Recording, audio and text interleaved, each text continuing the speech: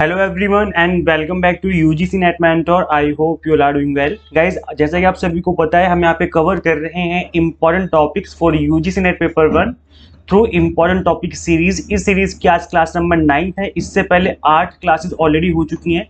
अभी तक आपने इन इंपॉर्टेंट टॉपिक्स वाली क्लासेस को नहीं देखा है तो इन सभी क्लासेस के प्लेलिस्ट का लिंक मैं आपको इसी वीडियो के डिस्क्रिप्शन बॉक्स में दे दूंगा। वहां पर जाके आप इन क्लासेस को चेकआउट कर सकते हो। गाइज, आज की इस क्लास में डिस्कस करेंगे हम barriers to effective communication part 1। आज हम इस टॉपिक के पार्ट 1 को डिस्कस करेंगे बिकॉज काफी लंबा टॉपिक है, तो इसको हम पार्ट 2 में भी कवर करेंगे। पार्ट 2 मैं नेक्स्ट डे में अपलोड कर दूंगा। कल मैं इस टॉपिक के पार्ट 2 को अपलोड कर दूंगा। एंड गाइज, आप लोग टेलीग्राम ग्रुप जरूर ज्वाइन कर लें ताकि आपको हर तरह से जो अपडेट रहते हैं क्लासेस के वो मिलते रहेंगे। सो मेक श्योर कि आप टेलीग्राम ग्रुप को जरूर ज्वाइन कर लें। तो वैसे चलिए स्टार्ट करते हैं। वीडियो में स्टार्ट करने से पहले मैं आपको बता दूं कि मैं इस चैनल पे आपको यूजीसी नेट से रिलेटेड सारी अपडेट देता रहता हूं। साथ ही किसी कॉलेज में असिस्टेंट प्रोफेसर, असिस्टेंट रजिस्ट्रार या पीएचडी एडमिशन के फॉर्म निकलते हैं तो इस सभी से रिलेटेड अपडेट आपको इस चैनल पे मिलते रहते हैं। सो गाइज, मेक श्योर आप इस चैनल को सब्सक्राइब कर लें, साथ ही बेल आइकन प्रेस कर लें ताकि आपको अपकमिंग वीडियोज के सभी नोटिफिकेशन मिलते रहें। So guys, this is about me. My name is Mohammad Azam. I have worked as an assistant professor in SGIT School of Management, GGS IP University Delhi for more than 3 years, and these are my some small achievements. चलिए guys, आगे continue करते हैं इस class को। And guys, make sure कि आप इस class को आराम से पूरा देख लें एंड तक, ताकि आपको हर चीज अच्छे से क्लियर हो जाए। मैं आपको इस बात की गारंटी देता हूं कि अगर आपने इस क्लास को आराम से पूरा अटेंड कर लिया तो यहाँ से अगर बैरियर्स टू इफेक्टिव कम्युनिकेशन से क्वेश्चन बनेगा तो डेफिनेटली आप उस क्वेश्चन का आंसर करके आ पाएंगे। तो आप आराम से इस क्लास को पूरा देख लो, समझ लो, ताकि आपको हर चीज अच्छे से समझ में आ जाए। चलिए स्टार्ट करते हैं।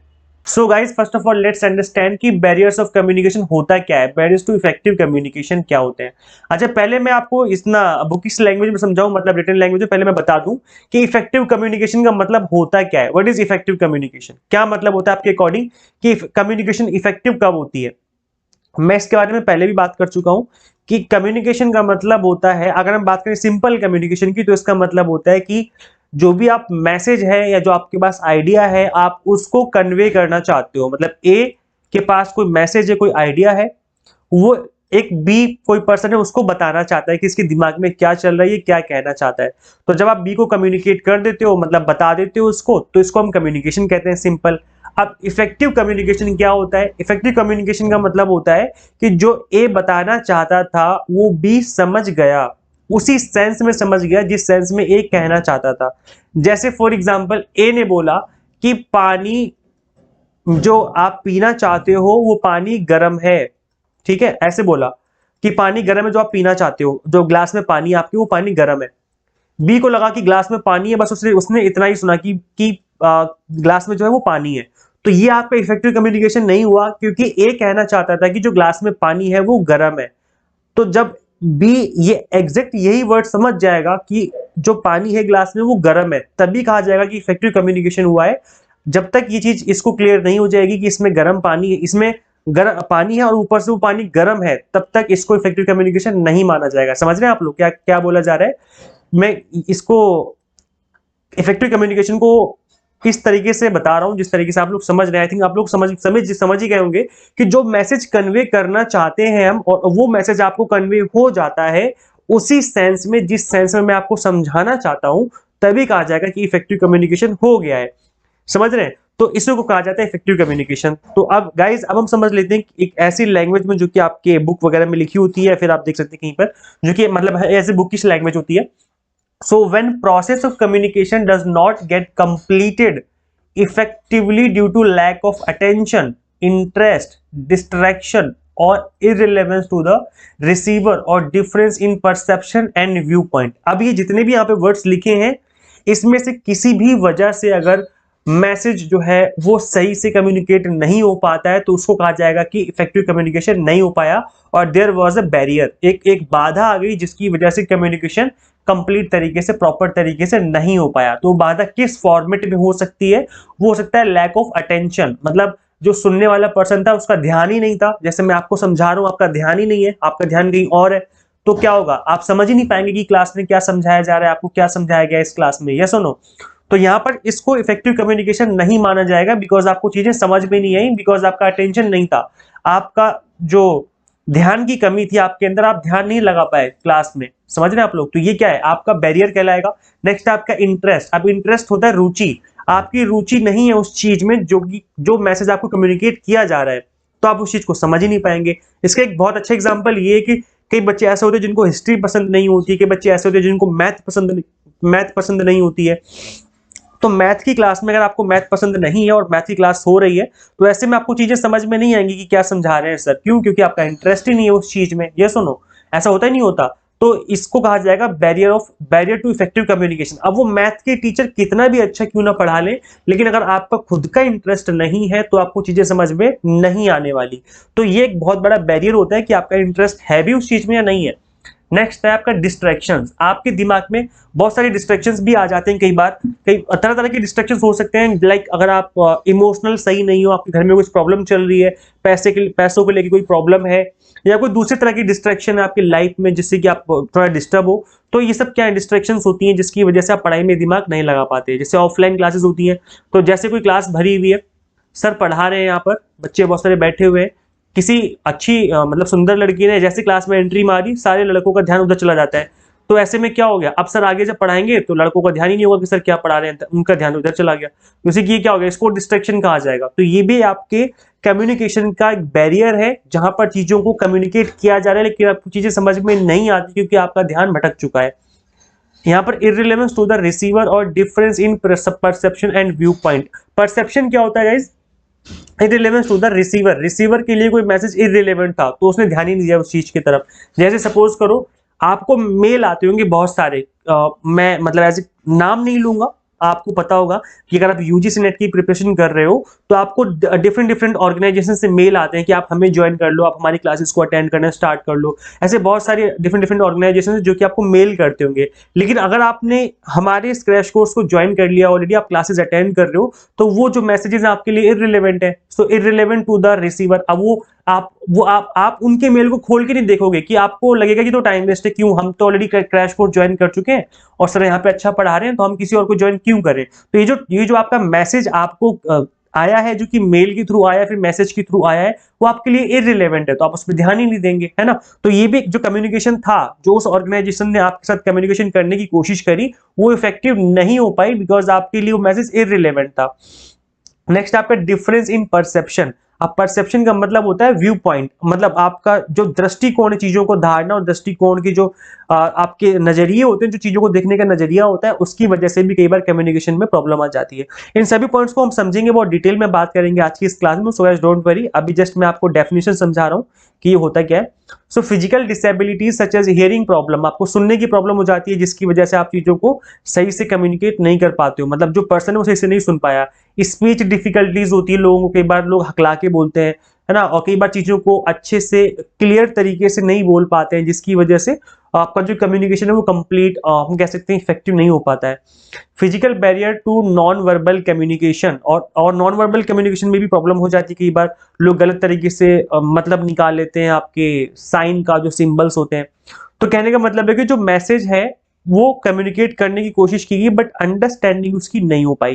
तो जब भी किसी मैसेज की अंडरस्टैंडिंग नहीं हो पाती है तो उसको इफेक्टिव कम्युनिकेशन नहीं माना जाएगा।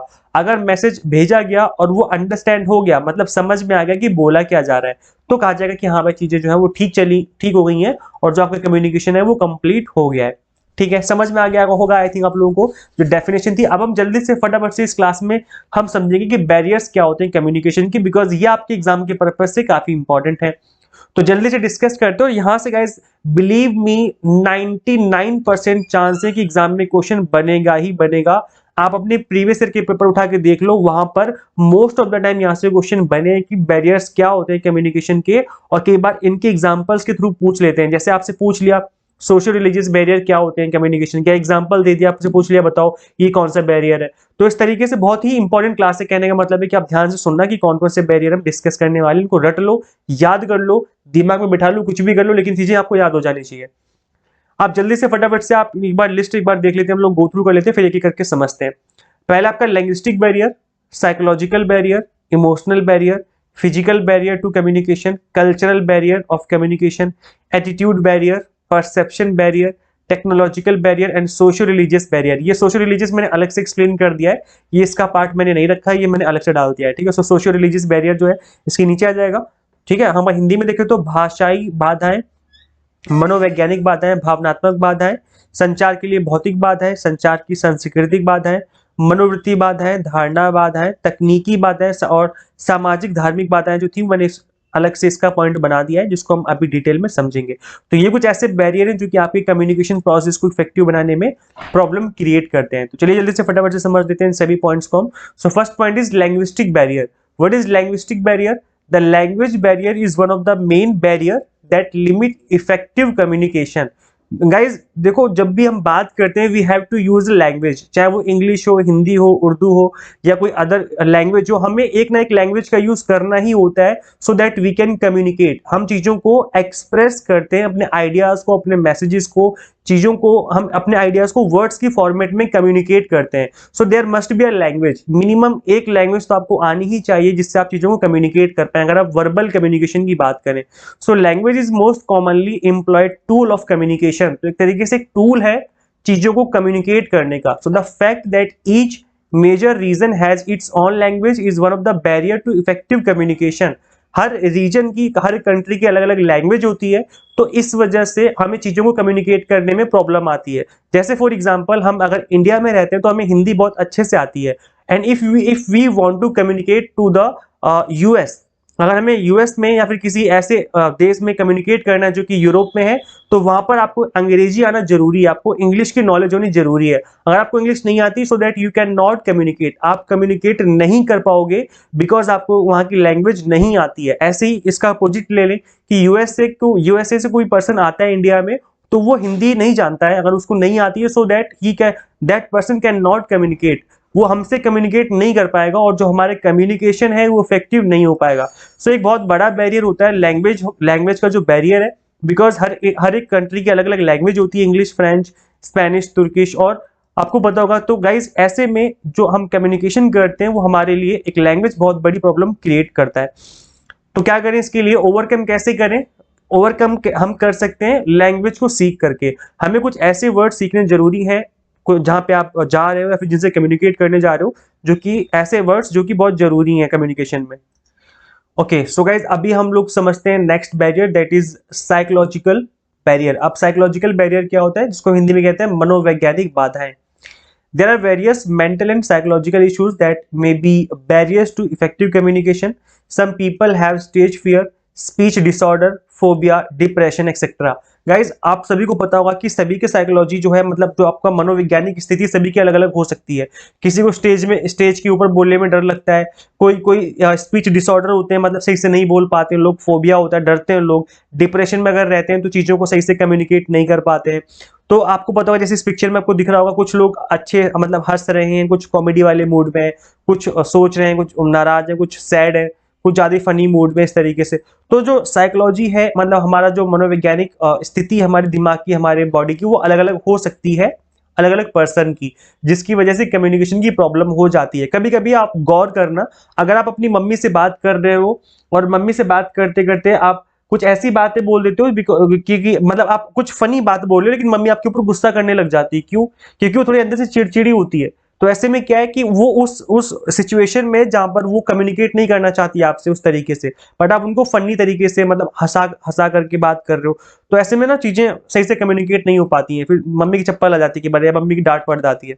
कहने का मतलब ये। तो इसमें क्या होता है guys, some people have stage fear, मतलब तो मैंने ऑलरेडी बता दिया है, कई लोगों को स्टेज पे जाने से डर लगता है। तो ये क्या है, ये आपका साइकोलॉजिकल बैरियर है, ये आपके दिमाग में ऐसी सोच आपने बिठा के रखी हुई है कि मैं स्टेज पे जाके बोल नहीं पाऊंगा या मैं सही से कम्युनिकेट नहीं कर पाऊंगा। और ये सेम फियर आपके साथ क्लास में हो सकता है। जब आप असिस्टेंट प्रोफेसर बन जाएंगे, जब आप पढ़ाने जाएंगे कॉलेज में, तब आपके सामने हो सकता है स्टेज फियर हो, क्योंकि वो भी एक तरीके का स्टेज होता है जहां पे आपके सामने 50 बच्चे बैठे हैं, 50-60 बच्चे बैठे हैं, आपको सामने अकेले खड़े होकर के बोलना होता है, चीजों को एक्सप्लेन करना होता है। तो ऐसे में आपके सामने ये वाला फियर भी हो सकता है। इस फियर से ओवरकम कैसे करेंगे, मैंने आपको बताया था स्टार्टिंग में कि ये डर हर किसी को लगता है। इस चीज से ओवरकम करने का एक ही तरीका है कि आप प्रैक्टिस करें, आप बोलना सीखें लोगों के सामने, और जब आप क्लास में जाएंगे तो आप बस इतना माने कि आपको बहुत अच्छी खासी नॉलेज है चीजों की, बच्चों को नहीं है, और आप चीजों को एक्सप्लेन करने आए हो। सिंपल है। जैसे आप एक बच्चे कोई बच्चा आपसे पूछने आया कि सर a+b का होल स्क्वायर क्या होता है, मतलब एज एन मैथ की टीचर हो आप और आपसे पूछने आया, तो आप उसका सिंपल सा आंसर दे दोगे कि भाई a+b का होल स्क्वायर होता है a²+b² + 2ab, मतलब उसका सिंपल फॉर्मूला आपने एक्सप्लेन कर दिया, बता दिया उसे, वो चला गया बच्चा। अब ऐसे ही 50 बच्चों की क्लास में आप जा रहे हो, वही सेम चीज बताने जा रहे हो जो आपको पहले से आती है, तो ऑब्वियस सी बात है आप इजीली उनको एक्सप्लेन कर लोगे। तो कहने का मतलब है कि जब आपको सब्जेक्ट नॉलेज होती है, जब आपको बताना क्या है ये आपको अच्छे से पता होता है, तब आप इजीली कम्युनिकेट कर पाते हो। तो इस चीज से आप इजीली ओवरकम कर सकते हो प्रैक्टिस करके, और अपने जो भी आपका मैसेज है उसको स्ट्रांग बना करके कि आप क्या कम्युनिकेट करने जा रहे हो, आप मैसेज पे ध्यान दो, आप लोगों पे ध्यान ही मत दो, तो आप इजीली चीजों को हैंडल कर पाओगे। तो इस तरीके से रहता है गाइस। अब आपको समझ में आ गया ना साइकोलॉजिकल बैरियर क्या होते हैं, कि जहां पर लोगों की जो मनोवैज्ञानिक स्थिति है वो अलग अलग हो सकती है, जिसकी वजह से कम्युनिकेशन में प्रॉब्लम आती है। So all of these conditions are very difficult to manage sometimes and will most certainly limit the ease of communication. ये हमारे बात करने के तरीके को चेंज कर देता है। कि बार अगर आपको स्टेज पे खड़ा कर दिया जाए तो आप बोलने कुछ और आए थे और आप उन चीजों को अच्छे से नहीं बोल पाते हो, कई बार बोलते बोलते रुक जाते हो और फिर आप वहां से उतर जाते हो, स्टेज से नीचे आ जाते हो। तो ये क्या था, इसमें क्या था कि आप कम्युनिकेट नहीं कर पाए लोगों से, बिकॉज आपके मन में डर था कि आप नहीं बोल पाओगे। तो ये क्या था, आपका मनोवैज्ञानिक बाधाएं थी। अब मैंने आपको बता दिया इसे ओवरकम कैसे करें, तो आप इसके लिए प्रैक्टिस कर सकते हैं। प्रैक्टिस कैसे करें, सिंपल है, आप 4-5 लोगों से ग्रुप में कोई खड़ा हो, उससे बात करने लग जाओ और आप चीजों को एक्सप्लेन करो उसे। इस तरीके से हो सकता है ना। आप अगर हम बात करें पढ़ाने की, टीचिंग की, तो आप पहले ट्यूशन वगैरह कोचिंग वगैरह पढ़ा लो 8-10 बच्चों को एक साथ, तो ऐसे में कॉन्फिडेंस आ जाएगा आपको बोलने का कि इनको कैसे आंसर करना होता है। जब आप 10 बच्चों को हैंडल कर लोगे तो 50 बच्चों को भी हैंडल कर लोगे। तो इस तरीके से आप चीजों को कर सकते हो, मतलब प्रैक्टिस करके चीजों से ओवरकम किया जा सकता है। नेक्स्ट आपका इमोशनल बैरियर। अब इमोशनल बैरियर होता है आपका भावनात्मक बाधाएं। The emotional IQ of a person determines the ease and comfort with which they can communicate. आपको पता होगा कुछ लोग ज्यादा इमोशनल हो जाते हैं, मतलब छोटी छोटी बातों को लेकर के सैड हो जाते हैं। कई बार गर्ल्स ज्यादातर मैंने देखा है, जब मैं कॉलेज में पढ़ता था तो कुछ गर्ल्स ऐसी थी कि मतलब उनको कुछ जोर से डांट भी दिया ना तो शांत हो जाएंगी, डर जाएंगी, सहम जाएंगी। और कुछ गर्ल्स ऐसी ना फुल खुर्रम टाइप, मतलब कुछ उनसे कुछ भी कह दो तो वो लड़के जवाब देती हैं इस तरीके से। तो ऐसे में क्या होता है कि ये थोड़ा इमोशनली स्ट्रांग होती हैं ऐसी गर्ल्स। मतलब कहने का ऐसे ऐसे as a person, as a human being हम लोग इमोशनल हो जाते हैं कुछ कुछ चीजों को लेकर के। तो ऐसे में आप कम्युनिकेट नहीं कर पाते हो चीजों को। So a person who is emotionally mature will be able to communicate effectively. On the other hand, people who let their emotions take over will face the certain difficulties. भावनात्मक रूप से जो परिपक्व लोग होते हैं ना, वो अच्छे से प्रभावी ढंग से संवाद कर पाते हैं, चीजों को कम्युनिकेट कर पाते हैं। जैसे सपोज करो फॉर एन एग्जांपल, अगर आप एक इंटरव्यू देने गए हो, आपके सामने 4 लोग बैठे हुए हैं, आप यहाँ पर बैठ जाते हो इंटरव्यू देने के लिए। जैसे आप बोलोगे सर मै आई कम इन, तो आप अंदर गए, उन चारों लोगों ने बोला नहीं कि आप, उन चारों लोगों में से किसी ने आपसे नहीं बोला कि प्लीज सिट डाउन, और आप जाके बैठ जाते हो। उसमें से एक पर्सन आपके ऊपर भड़क गया कि बैठ कैसे गए, हमने आपसे बोला बैठने के लिए, खड़े हो जाओ, तो आप खड़े हो जाओगे। अब ऐसे में अगर आप इमोशनली मेच्योर हो, आप जानते हो सिचुएशन को कैसे हैंडल करना है, तो आप अपने अंदर का जो डर है इस चीज को लेकर के कि आप क्या आगे होगा, आप हो सकता है कि मुझे निकाल दिया जाए, हो सकता है मेरा सिलेक्शन ना हो, आप इन चीजों पे ध्यान नहीं दोगे। आपको लगेगा कोई बात नहीं, इन्होंने डांट दिया, चलो कोई बात नहीं, इट्स ओके, एक ही बात का तो इन्होंने डांटा है, कोई बात नहीं, मैं इट्स ओके, मैं अभी क्वेश्चन का आंसर करूंगा जो पूछेंगे मुझसे ये। तो आप शांत रहोगे, मतलब आपने अपने आप को हैंडल कर लिया इस सिचुएशन में। कुछ लोग होंगे जो डर जाएंगे, सहम जाएंगे, अरे यार ये क्या हो गया मेरे साथ, ये तो डांटने लग गया मेरे को, हो सकता है मुझे निकाल दें। तो उनका आगे जो क्वेश्चंस पूछे जाएंगे वो उनका जवाब ही नहीं दे पाएंगे, मतलब सही से नहीं कम्युनिकेट कर पाएंगे, बिकॉज उनके अंदर अब वो इमोशनली स्ट्रांग नहीं रहे उस सिचुएशन में। समझ रहे हैं आप लोग। तो कहने का मतलब है कि इमोशनल बैरियर भी कहीं ना कहीं आपके अंदर होता है, जो कि आपको कम्युनिकेट करने में प्रॉब्लम क्रिएट करता है। तो क्या करें इसके लिए, इसके लिए सिंपल सी बात है, कई बार क्या होता है बचपन से ही हम ज्यादा चीजों को लेकर के इमोशनल हो जाते हैं। वैसे टाइम के साथ साथ चीजें हम सीख जाते हैं और हम इमेच्योर हो जाते हैं। तो बस ये है कि हम टाइम के साथ साथ चीजों को सीखते हैं। सबसे अच्छी बात ये कि आप कॉन्फिडेंट रहें हमेशा, जब भी आप बात करें, किसी से भी बात करें, चाहे आप अपने स्टूडेंट से बात करें, बाहर मार्केट में जाके बात करें, कॉन्फिडेंट रहें। कॉन्फिडेंट रहेंगे तो डेफिनेटली जो चीजें आप अच्छे से एक्सप्रेस कर पाओगे, आप अच्छे से कम्युनिकेट कर पाओगे। ठीक है, चलिए आगे बढ़ते हैं। आई होप इमोशनल बैरियर आपको समझ में आ गया होगा। अच्छा, आप एक बात खुद बताओ, आप इस सिचुएशन में अच्छे से कम्युनिकेट कर पाओगे या फिर इस सिचुएशन में अच्छे से कम्युनिकेट कर पाओगे? ऑब्वियस सी बात है, आप इस सिचुएशन में अच्छे से कर पाओगे जहां पे आप कॉन्फिडेंट फील कर रहे हो, अंदर से अच्छा फील कर रहे हो, मुस्कुरा रहे हो, और यहाँ पर वो अंदर से रोने वाला है पर्सन, अंदर से इमोशनली बहुत ज्यादा परेशान है किसी चीज को लेकर के, हो सकता है उसकी डांट लग गई है, फिर हो सकता है लाइफ में किसी चीज से बहुत ज्यादा परेशान है वो, तो ऐसे में वो अच्छे से कम्युनिकेट नहीं कर पाएगा, है ना। तो कहीं ना कहीं आपके लिए इमोशनल जो चीजें होती हैं, इमोशनल जब आप चीजों को बहुत ज्यादा ले लेते हैं तो आप फिर आपके साथ प्रॉब्लम हो जाती है, आप अच्छे से कम्युनिकेट नहीं कर पाते हैं। नेक्स्ट आपका फिजिकल बैरियर्स टू कम्युनिकेशन। अब फिजिकल बैरियर में क्या होता है गाइज, आपको आपके साथ एक कोई ऐसी प्रॉब्लम हो जाती है जो कि फिजिकली हो गई है। जैसे most obvious barrier to effective communication that these barriers are mostly easily removable.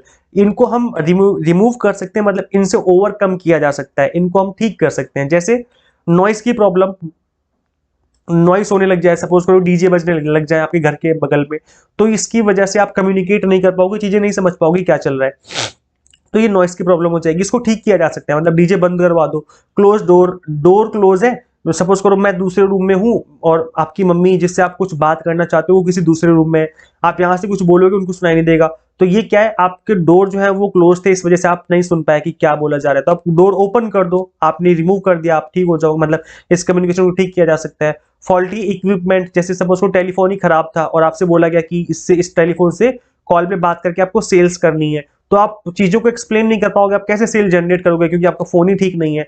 तो इसको भी ओवरकम कर सकते हैं, ठीक फोन ठीक करवा लो भाई फिर, है ना। इसके अलावा क्लोज कैबिन, आपका कैबिन क्लोज रहता है जिससे जिसमें कम्युनिकेट करने में प्रॉब्लम रहती है ऑफिस वगैरह में, तो ये जो है प्रॉब्लम क्रिएट करते हैं। लार्ज ऑफिस, बहुत बड़ा ऑफिस है जिसकी वजह से प्रॉब्लम क्रिएट हो जाती है। तो ये जो चीजें आपको मैंने बता दिया है कि आपके फिजिकल बैरियर्स है जिसकी वजह से आपके साथ प्रॉब्लम हो जाती है। और यहाँ पर मैंने बंदर इसलिए लगा दी, हो सकता है कि आपकी आंखों में दिक्कत हो गई है ना, आपकी आंखों में दिक्कत होगी जिसकी, अब ये वो वाले बंदर नहीं कि बुरा मत देखो, बुरा मत सुनो, बुरा मत कहो, ये बंदर तो वही वाले हैं, लेकिन मैंने इसलिए लगा दिए कि आपके साथ ये फिजिकल प्रॉब्लम है। जैसे आपकी आंखों में दिक्कत हो गई, आपके कान खराब हो चुके हैं, आपको मशीन की जरूरत है, या आपके दांत टूट गए जिसकी वजह से आप कम्युनिकेट नहीं कर पा रहे हो, अच्छे से चीजों को एक्सप्लेन नहीं कर पा रहे हो ना, कई बार हमें जुकाम हो जाती है, हम सही से नहीं बोल पाते, खांसी हो जाती है, हम बीच में खुल खुल करने लग जाते हैं, दांत टूट गए, जीभ कट गई, ये सब क्या है, मतलब बोलते बोलते, तो आप चीजों को अच्छे से कम्युनिकेट नहीं कर पाएंगे। That is your physical barrier of communication. इसको हम ठीक कर सकते हैं। दांत खराब हो गया भाई, ठीक करवा लो दांत, आप बोलने लग जाओगे। तो ये क्या है, संचार के भौतिक बाधाएं हैं। ठीक है, आई होप आपको समझ में आ गया होगा। हिंदी वाले बच्चों समझ में आ गया ना कि शोर मत जाना, घर के बाहर बंद दरवाजे थे जिसकी वजह से कम्युनिकेट नहीं कर पाए, और ये जो दोषपूर्ण उपकरण हो गए, गंदा मोबाइल फोन दे दिया, फिर टेलीफोन दे दिया, जिसकी वजह से आप इफेक्टिव तरीके से कम्युनिकेशन नहीं कर पा रहे हो। तो ये जो चीजें आपको आई थिंक समझ में आ गई होंगी, ईजी था ये तो यहाँ पर फिजिकल बैरियर के मैंने कुछ और एग्जांपल डाल दिए, जैसे नॉइस हो गया आपका, क्लाइमेट हो गया, क्लाइमेट भी इसके अंदर आ जाता है, बिकॉज हो सकता है कि सपोज करो बाहर बहुत तेज बारिश हो रही है, अब बारिश में आपको पता है कि नेटवर्क की प्रॉब्लम हो जाती है, कई बार बहुत तेज बारिश हो रही है जिसकी वजह से बहुत ज्यादा नॉइस हो गई है और अभी आप कम्युनिकेट नहीं कर पा रहे हो अच्छे से, ना। कई बार हवाएं चलने लग जाती है, बहुत तेज हवा चलती है जिसकी वजह से खिड़की आवाज करती है, तो जिसकी वजह से कम्युनिकेशन नहीं हो पाता है। फॉल्टी डिवाइस मैंने बता दिया है, हो सकता है आपका मोबाइल फोन टेलीफोन खराब हो। रॉन्ग मीडियम, आपने मीडियम ही रॉन्ग यूज कर लिया, सपोज करो आपसे बोला गया था कि मेल करना, लेकिन आप कॉल करके बात कर रहे हो, तो आपको फोन ही नहीं उठाएंगे क्योंकि आपको बोला गया था मेल करने के लिए, तो जो मैसेज था वो कन्वे करने का जो मीडियम है आपने गलत चूज कर लिया, जिसकी वजह से प्रॉब्लम हो गई। टाइम एंड डिस्टेंस की प्रॉब्लम हो जाती है, डिस्टेंस बहुत ज्यादा है, सपोज करो मैं यहाँ खड़ा हूँ और 1 किलोमीटर दूर मेरा फ्रेंड खड़ा है, अब मैं उसको बुलाना चाहता हूँ, मैं नहीं बुला सकता क्योंकि मेरी आवाज वहां तक नहीं पहुंचेगी, तो डिस्टेंस की प्रॉब्लम हो जाती है। टाइम एंड डिस्टेंस का मतलब यही कि आपके साथ प्रॉब्लम है डिस्टेंस वाली, ठीक है। ये कुछ आपके फैक्टर्स हैं जो कि फिजिकल बैरियर के पार्ट हो जाते हैं। नेक्स्ट आपका fifth, that is cultural barrier to communication. तो कल्चरल बैरियर क्या होते हैं गाइस, अलग अलग कल्चर के अलग अलग बैरियर होते हैं, मतलब अलग अलग कल्चर में अलग अलग तरीके से चीजों को कम्युनिकेट किया जाता है। जैसे हम बात करें, हम अगर बात करें मुस्लिम रिलीजन की, जो मुस्लिम रिलीजन है, हम लोग के रिलीजन में क्या होता है, हम लोग सुबह सुबह उठ करके मम्मी पापा को सलाम करते हैं, अस्सलाम वालेकुम बोलते हैं, फोन पे कभी बात करते तो अस्सलाम वालेकुम बोलते हैं, है ना। और ऐसे ही हम अगर बात करें, कभी हम मिलते हैं अपने बड़ों से तो हम सलाम करते हैं, हम ना हम हैंडशेक करते हैं ना हम झुकते हैं, हम सीधे सलाम करते हैं, फिर हाथ सर पे रखते हैं इस तरीके से सलाम करने के लिए। तो ये हमारे में होता है। अब हिंदू लोगों में, जैसे हम बात करें हिंदू रिलीजन की, तो उसमें क्या होता है, नमस्ते बोल देते हैं, या हम कई बार पैर छू लेते हैं अपने से बड़ों के। तो ये कुछ हमारे जेस्चर्स हैं जिससे हम ग्रीट करना चाहते हैं, हम बताना चाहते हैं कि हम आपका आशीर्वाद लेना चाहते हैं। अंग्रेज लोग हेलो बोलते हैं, है ना। और चाइना में आई थिंक इस तरीके से कुछ होता है। तो इस तरीके से मतलब कहने का कि अलग अलग कल्चर में अलग अलग तरीके से जो चीजें होती हैं वो होती हैं।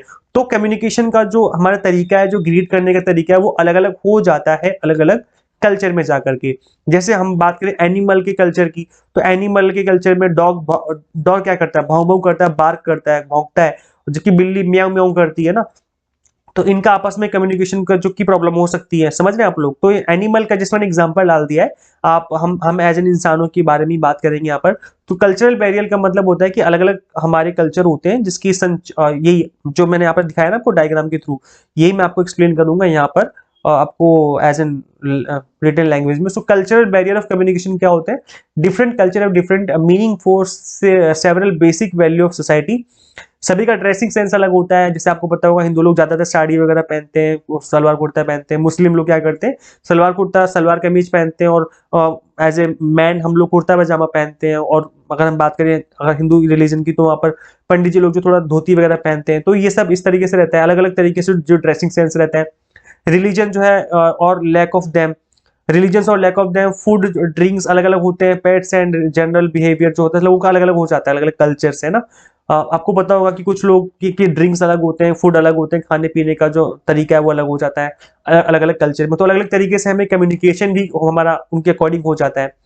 So in many multinational companies, special courses are offered at the orientation stages that people know about other cultures and how to courteous and tolerant of the others। क्या बोला जा रहा है कि बड़ी बड़ी जो कंपनियां हैं, क्योंकि आज के टाइम पर ग्लोबलाइजेशन का टाइम है, तो ऐसे में सपोज करो यूएस से कोई बंदा काम करने आया इंडिया में, तो उसको बताना पड़ेगा कि भाई, मतलब उसको समझाना पड़ेगा कि इंडिया में किस तरीके से लोग काम करते हैं। सुबह उठ करके गुड मॉर्निंग बोलना अपने सर को, अपने जो भी आपके बॉस हैं, और खाने पीने में क्या रहेगा, किस तरीके से हम आपस में कम्युनिकेशन करते हैं। तो हमें अवेयर कराने के लिए एक ओरिएंटेशन प्रोग्राम रखा जाता है, ताकि लोग आपस में अवेयर हो जाएं और पता चल जाए कि कंपनी का कल्चर क्या है।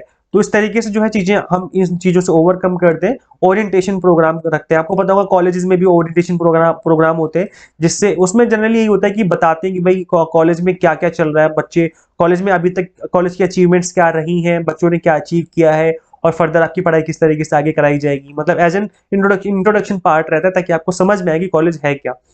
तो ये होता है आपका कल्चरल बैरियर, जिससे कि आप ओवरकम कर सकते हैं ओरिएंटेशन प्रोग्राम करवा करके। तो अलग अलग संस्कृति को समझना जरूरी है। आपकी संस्कृति जो होती है अलग अलग हो सकती है, साउथ इंडियन नॉर्थ इंडियन से अलग होते हैं बात करने के तरीके में, लैंग्वेज में। सो गाइज आज की इस क्लास में इन टॉपिक्स को यहीं पे रोक देते हैं, बिकॉज काफी लंबी क्लास हो चुकी है। एंड गाइज जिस तरीके से मैं आपको आज की क्लास में पढ़ा रहा था, इसी सेम तरीके से मैं आपको टीचिंग कर रहा हूँ on my crash course that is for UGC net JRF. आप इस क्रैश कोर्स को ज्वाइन करने के लिए UGC net mentor Android app install कर सकते हैं अपने मोबाइल फोन में। Completely exam targeted based crash course यहाँ पे अवेलेबल आपको करवाया जा रहा है for UGC net paper 1 and commerce management. आपको नेक्स्ट सेशन अवेलेबल हो जाएगा। सो गाइस इसके फीचर्स क्या हैं, यहाँ पर जो लेक्चर्स रहेंगे वो कंप्लीटली टारगेट बेस्ड रहेंगे। इंग्लिश मीडियम हिंदी मीडियम दोनों ही मीडियम के स्टूडेंट्स इस क्रैश कोर्स को ज्वाइन कर सकते हैं, that is bilingual according to NTA new question asking pattern. जिस तरीके से एनटीए अब क्वेश्चन पूछ रहा है उस तरीके से चीजों को यहाँ पे कवर किया गया है। ऑनलाइन मॉक टेस्ट है ताकि आप प्रैक्टिस कर सकें, पीडीएफ फॉर्मेट में स्टडी मटेरियल है ताकि आप इनको डाउनलोड करके बाद में भी चीजों को प्रैक्टिस कर सके। गाइज मैं आपको बता दूं कि हमने यहाँ पर एमसीक्यू सीरीज स्टार्ट करने का प्लान किया है। मैं ऑल्टरनेट डेज पे इंपॉर्टेंट एमसीक्यूज भी अपलोड कर दूंगा इसी चैनल पे, तो आप इंपॉर्टेंट एमसीक्यूज की सीरीज को भी देखें। वो क्लासेस भी जल्दी आने वाली है, मे भी शायद कल या परसों से स्टार्ट हो जाएंगी। तो वो क्लासेस कंप्लीटली फ्री रहेंगी जो कि इसी चैनल पे आपको अवेलेबल करवा दी जाएंगी। सो मेक श्योर कि आप उस एमसीक्यू सीरीज को भी फॉलो करें। Thank you so much for watching this class. And guys अगर आपका एक्सपीरियंस अच्छा रहा इस क्लास के साथ, आपको अच्छे से कुछ समझ में आ गया है, तो कॉमेंट करके बता सकते हैं आपको क्लास कैसी लगी। Share this platform to all UGC NET and JRF SET aspirants. इस वीडियो को ज्यादा से ज्यादा सभी के साथ शेयर कर देना ताकि सभी को पता चले कि यहाँ पे क्लास चल रही है और आप इन सभी क्लासेस को अटेंड कर सकते हो। केवल इंपॉर्टेंट टॉपिक ही कवर किए जा रहे हैं, सारे टॉपिक हम कवर नहीं कर रहे हैं। Only most important topic unit wise हम यहाँ पे आपको प्रोवाइड करवा रहे हैं through these important topic series. Guys मिलते हैं नेक्स्ट क्लास में। Till then keep watching UGC NET mentor. Thank you so much.